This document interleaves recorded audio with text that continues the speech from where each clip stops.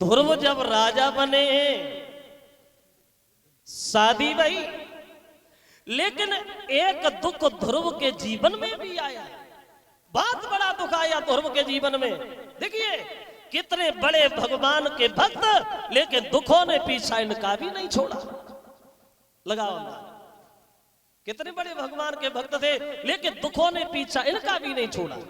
और ये दुख भी ऐसा है जो हर आदमी से बड़ा प्यार करता है, बड़ा मानता है। और ये दुख जो है ये भेष बदल बदल के आता है, रूप बदल बदल के आता है।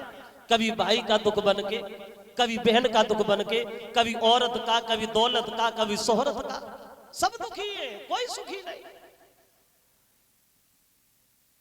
और जब दुनिया में सब दुखी हैं तो फिर सुखी कौन है? जब सब दुखी दुखी हैं फिर सुखी कौन है? तुलसीदास जी ये कहते हैं कि दुनिया में सुखी कौन है? गोस्वामी जी ने ये बताया सबसे बड़ा सुखी वो है, सबसे बड़ा समाज में सुख प्राप्त करने वाला एक आदमी है। कौन? बोले पहलो सुख निरोगी काया।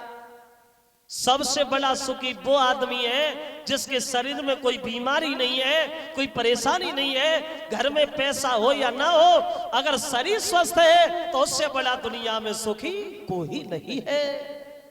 पहलो सुख निरोगी काया, दूजे सुख होई घर में माया, तीजे सुख सुलक्षण नारी, और चौथे सुख सुत आज्ञाकारी, पंचम सुख नंगर में बासा, छठमा सुख पंचन के दासा। ये सबसे बड़े सुखी। तो ध्रुव के जीवन में दुख ये आया, इनके मौसी का जो लड़का था उत्तम, उस उत्तम को एक कुबेर ने एक दिन मार डाला। उत्तम को कुबेर ने मार दिया। के मार दिया कुबेर ने? बहुत जल्दी में बोले कुबेर ने इसलिए मार दिया, इस कुबेर के घर में एक लड़की थी जो उत्तम को बहुत चाहती थी, उत्तम से बहुत प्यार करती थी। एक दिन उत्तम गया रास्ता से निकलता हुआ, तो लड़की ने उत्तम की रास्ता घेर ली, सामने खड़ी हो गई। बोले खड़े हो जाओ उत्तम, हमारी बात सुनो। खड़ा हो गया। बोले कहो क्या है? तो लड़की दोनों हाथ जोड़ के बोली उत्तम तुम मुझसे शादी कर लो। तो उत्तम हंसने लगा, पागल है, तुझसे शादी कर? अरे मेरा भैया मुझसे बड़ा है, वो मेरी शादी जहां से कराएगा मुझसे करेंगे या तुझसे करेगा? ढोलक अब रथ लेके चला, लेकिन लड़की को तसल्ली नहीं। जब रथ लिया आगे बढ़ा तो लड़की फिर सामने खड़ी हो गई। बोले उत्तम मेरी बात तो सुनो। अरे मेरी बात सुन लीजिए उत्तम। और बोली कि चले गए जो छोड़ी तुम बिना ना जी पाऊंगी।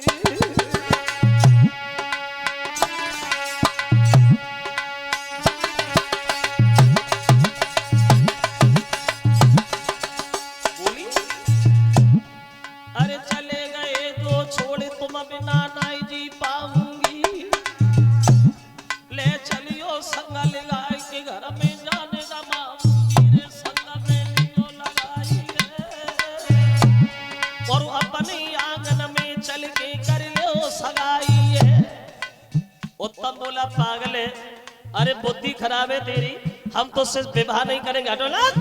तो लड़की को गुस्सा आ गया। बोले उत्तम अगर शादी नहीं करोगे तो एक हमारी बात सुन लीजिए। क्या? तो बोली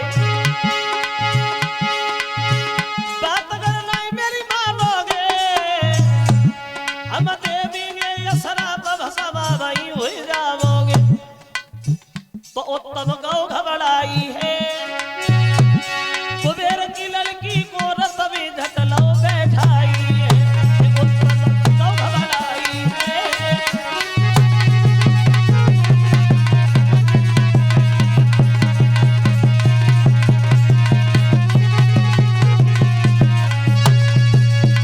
लड़की बोली उत्तम सुना, अगर तुमने हमारी बात न मानी, तुमने हमारी आस को धूल में मिलाने की कोशिश की, तो मैं तुझे श्राप दे दूंगी। तो श्राप का नाम सुन करके उत्तम डर गया और कुबेर की लड़की को रथ पे बिठा लिया और रथ लेके चला गया। खबर मिली कुबेर को, उत्तम हमारी बेटी को ले गया। फौज लेकर के रास्ता में कुबेर ने उत्तम को घेर लिया।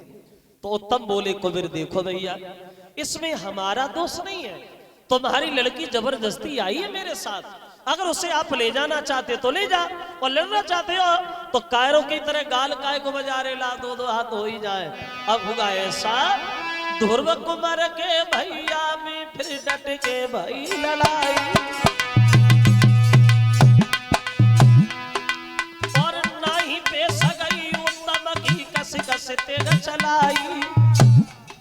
अकेला उत्तम, फौज हजारों घिर गया, फौज के बीच में उत्तम। परिणाम ये होगा भक्तों,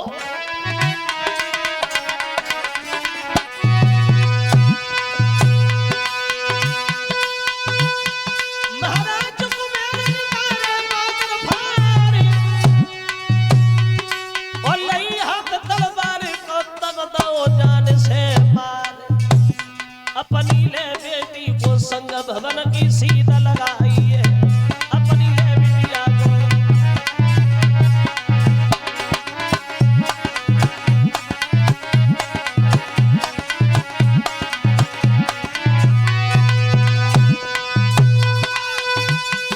अरे सीध लगाई है, महल की सीध लगाई है, भवन की सीध लगाई। अपनी ले बेटी को संग महल की सीध लगाई।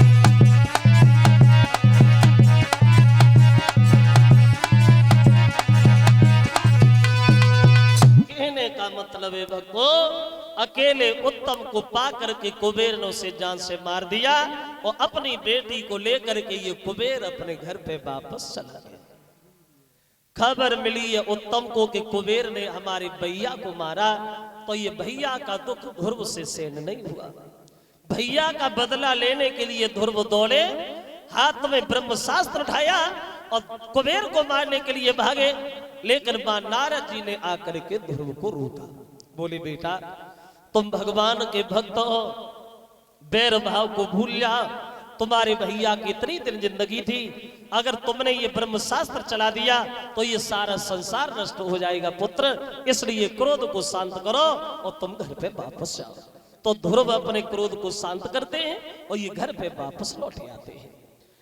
अब ध्रुव ने काफी समय तक राज्य किया है भक्तों, और काफी समय तक राज्य करने के बाद अपने पुत्र उत्कल को राजा बनाया, और उत्कल को राजा बनाने के बाद इन्होंने फिर तपस्या की है, और तपस्या करने के बाद ये अंत में परम धाम के लिए जाते हैं, जो आज ध्रुव तारा के नाम से विख्यात है। विद्वानों का कहना है ये वही ध्रुव है जो आज भी अपनी जगह पे अटल है। वृथा जाए तन जन सभी, और व्यर्थ जाए धन धाम, और व्यर्थ न जाता है कभी एक नारायण का नाम। हर चीज बेकार में चली जाए, लेकिन भगवान का नाम कभी बेकार में नहीं जाता। भगवान का नाम तो ऐसे असर करता है श्रोताओ, जैसे अग्नि अपना असर दिखाती। आग का काम क्या होता है? आग क्या करती है? आग का काम है जलाना। अग्नि क्या करती है? जलाती।